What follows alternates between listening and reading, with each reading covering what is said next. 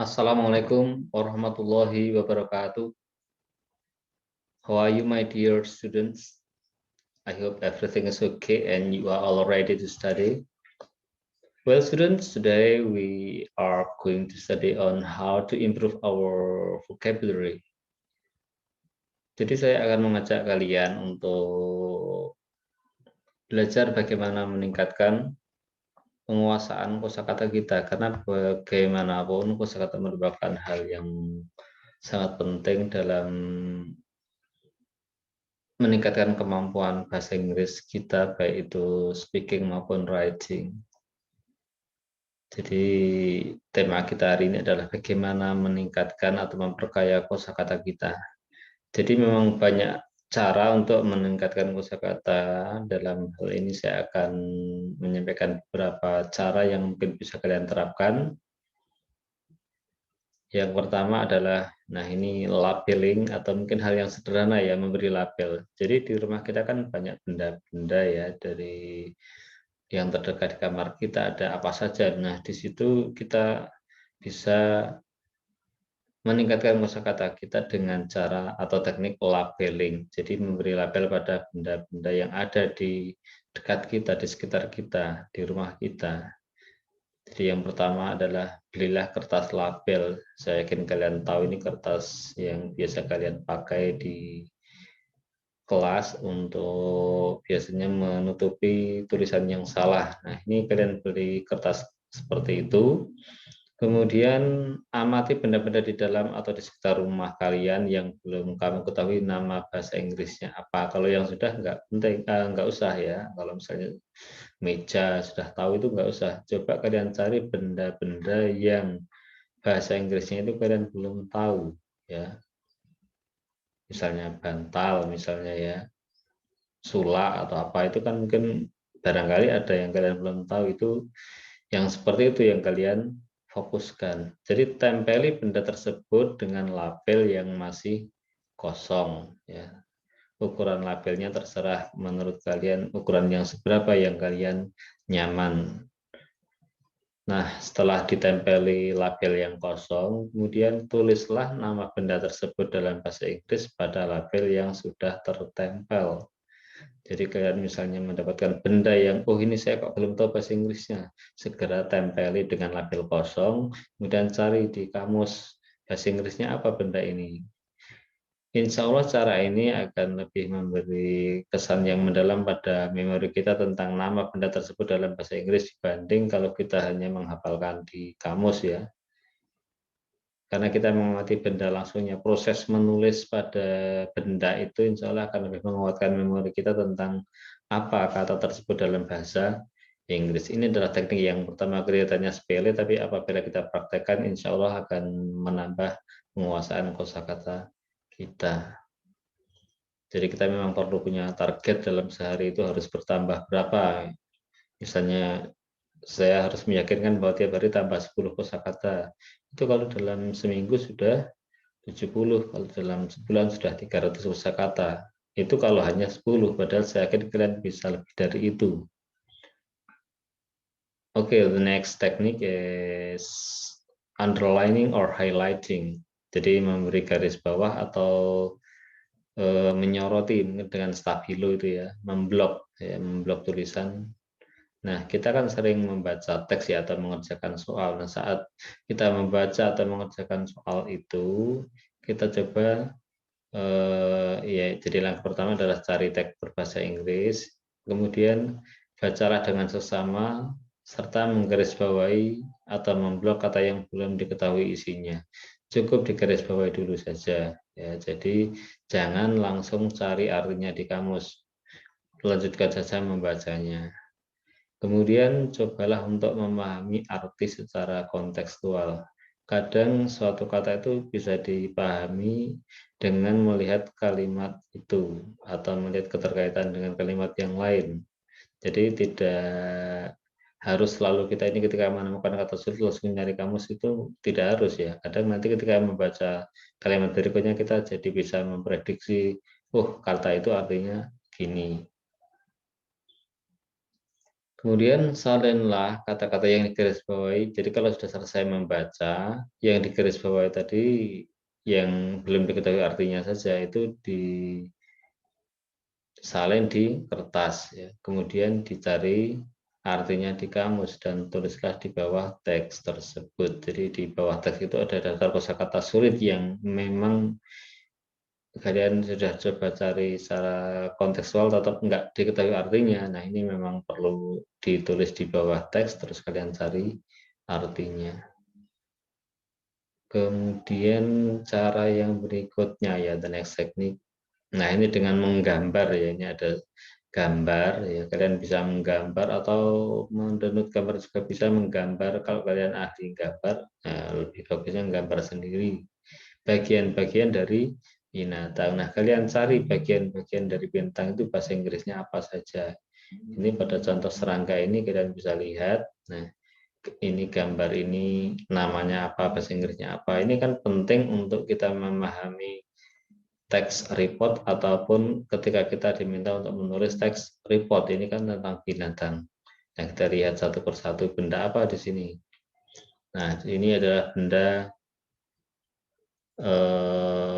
maaf, ini four wing, ini adalah sayap ya, sayap bagian depan ya, ini bagian dari binatang yang berupa sayap bagian depan. Yang berikutnya ini hind wing, ini adalah sayap bagian belakang.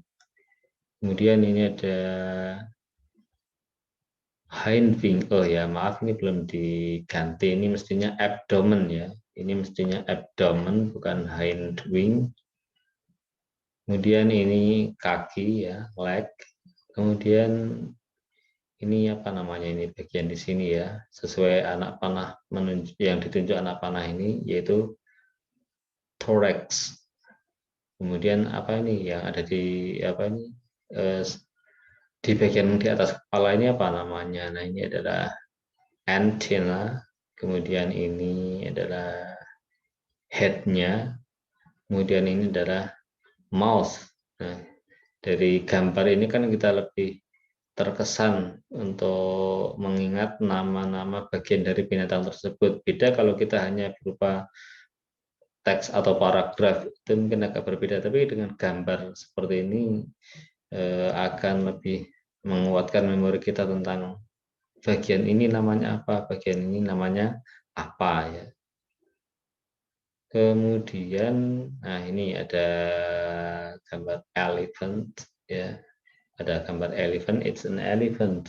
What parts are they? Ya, apa saja bagian-bagian dari gajah ini. Nah, di sini sudah ada kata yang disediakan, kita cocokkan dengan gambar yang mana ini. Nah, dari bulan yang pertama, ear itu yang mana? Ya, ear kan telinga ya. Berarti yang, nah ini ya, ini telinga, ear. Kemudian tusk. Tusk yang mana? Tusk. Nah, kalau kita sudah tahu artinya, kita cari di kamus, oh tas itu adalah gading ya. Kemudian ada trunk. Yang mana trunk itu? Nah, kalau kita sudah nyari di kamus kan kita bisa tempelkan tulisannya di sini. Oh, trunk adalah belalai. Kemudian skin. Nah, kulit. Ya, kulit mana yang menunjuk ke kulit, tentu saja kotak yang ini ya, skin.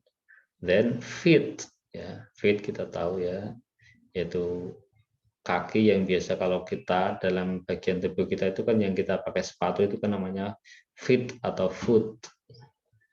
Nah, tentu gambar yang ini ya kaki ya, maka kita isikan di kotak ini kata feet. Kemudian ada kata tail ya, ekor. Bagian dari binatang yang di belakang ini ya biasanya ya, yaitu tail ini. Kemudian, nah ini masih ada satu tapi tidak tersedia katanya di sini. Terus apa ini namanya? Ya, tentu kalian tahu ini di dalam tubuh kita, di kepala kita juga ada organ ini yaitu eye atau eyes kalau jamaknya. Kemudian, nah ini kalau tadi binatang, sekarang bagian-bagian dari tumbuhan. Ini saya ambil yang simpel saja karena bagian-bagian itu banyak, enggak cuma 4 ini. Untuk contoh saja, kalian bisa kembangkan sendiri.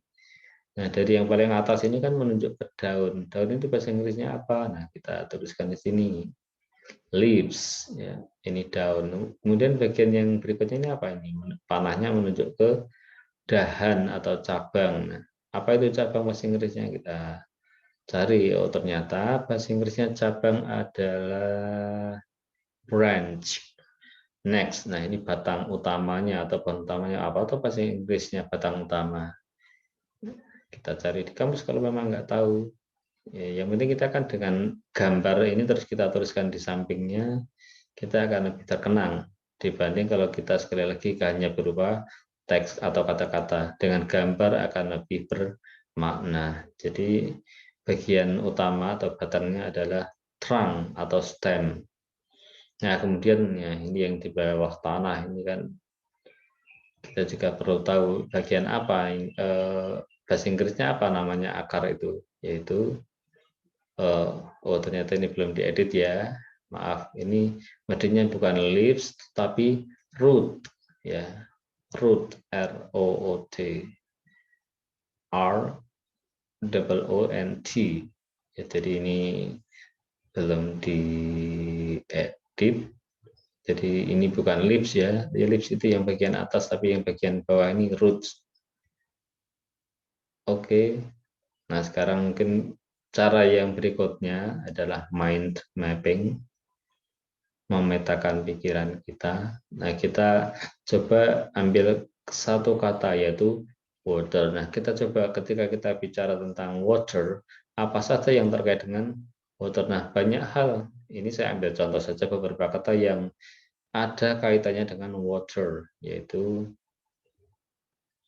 lake, danau. Ini kan sangat dekat, atau memang danau kan memang berupa tempat yang sangat apa ini erat kaitannya dengan air. Kemudian ada river, sungai. Apalagi yang terkait dengan air, ada ocean, samudra. Kemudian ada strait, selat. Nah, ini kan juga tempat yang ada hubungannya dengan air. And then well, sumur. Ini juga tentunya terkait dengan air. And then gulf, ya, teluk. Kemudian ada beach, ya, pantai. Dan terakhir sea. Nah, ini beberapa kata yang bisa kita kaitkan dengan kata water. Nah, kita bisa mencari kata kunci yang lain dan kita kembangkan dengan kata-kata yang lain. Ya, ini saya mencontohkan kata water. Kemudian masih cara dengan mind mapping, kita bagaimana mendeskripsikan binatang. Ini kan kita butuh kata-kata yang terkait dengan bagaimana mendeskripsikan binatang. Nah, ini contoh saja beberapa. Large, nah besar, ini kan berarti mendeskripsikan ukuran dari binatang tersebut. Nah, ada teeny, nah ini sangat kecil, ya, lebih kecil dari small. Small itu kecil, kalau teeny itu very small atau sangat kecil. Then first, ya, ini bisa dimaknai buas, ya, atau ganas. And then the next word is strong, kuat. Ini kan juga bisa mendeskripsikan binatang. Kemudian hard, keras. Nah, mungkin mendeskripsikan kulitnya misalnya ya. Hard skin, ya, kulit yang keras. Kemudian smooth, ya, lembut atau halus. Ini biasanya untuk menjelaskan permukaan kulit. Dan soft, ya, lembut. Kemudian wild, yang artinya buas atau liar. Nah, berikutnya yang ini bisa dilakukan dengan berpartner atau berpasangan dengan teman-teman tentu saja yang sama-sama ingin meningkatkan penguasaan kosakata bahasa Inggrisnya. Nah, jadi guessing atau menebak, salah satu caranya adalah salah satu mendeskripsikan beberapa hal dengan beberapa kalimat. Nah, pasangannya atau temannya itu nanti menyebutkan apa tuh yang dideskripsikan itu. Nah, contoh yang sangat simpel mungkin salah satunya mendeskripsikan atau menanyakan, it is a part of an animal. Ini adalah bagian dari binatang. It is used to fly. Ini digunakan untuk terbang. Nah, mungkin si orang ini akan melanjutkan dengan pertanyaan, what is it? Apa itu?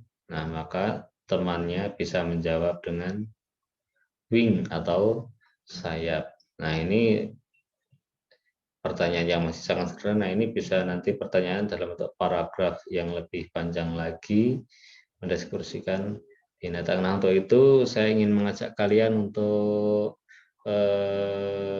menebak apa yang saya deskripsikan ya.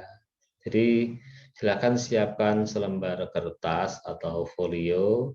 Kalian tulis jawabannya di situ dulu ya. Kalian tulis jawabannya. Saya mendeskripsikan apa? Nah, tidak banyak, hanya 5 soal saja. Tolong dengarkan baik-baik. Saya mendeskripsikan apa. Number 1. It is a tiny animal. It lives underground.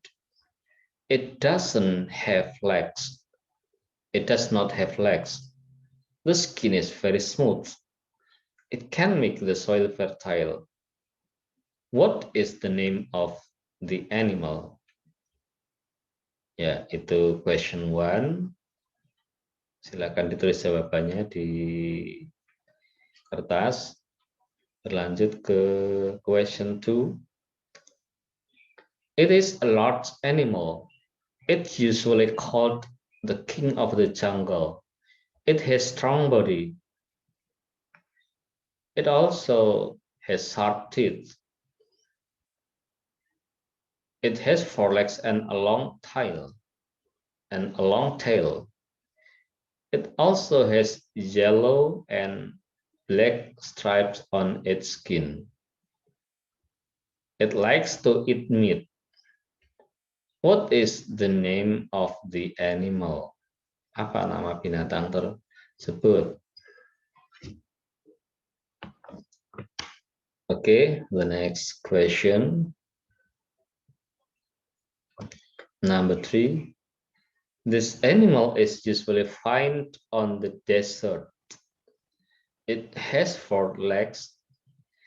It is like a horse, but it cannot run fast like a horse. People often use it as a means of transportation. What is the name of the animal? The question number 3. Question number 4. It is a very unique plant. It is also usually found on the in the place where just like in the desert. It has thorn. It can live long although there is not much water. What is the name of the plant? Ya, saya ulang yang number 4 ini, mungkin kalimatnya tidak persis sama. Ya. It is a unique plant. The plant has thorns. It can live long, although there is not much water. What is the name of the plant? Okay, number 5.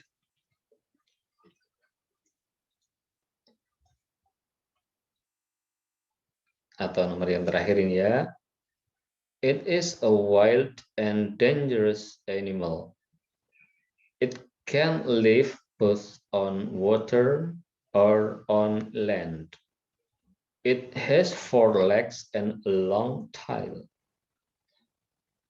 Its skin is very hard. Its diet is meat. What is the name of the animal? Oke, students, saya sudah membacakan 5 deskripsi. Silakan tulis jawabannya di kertas.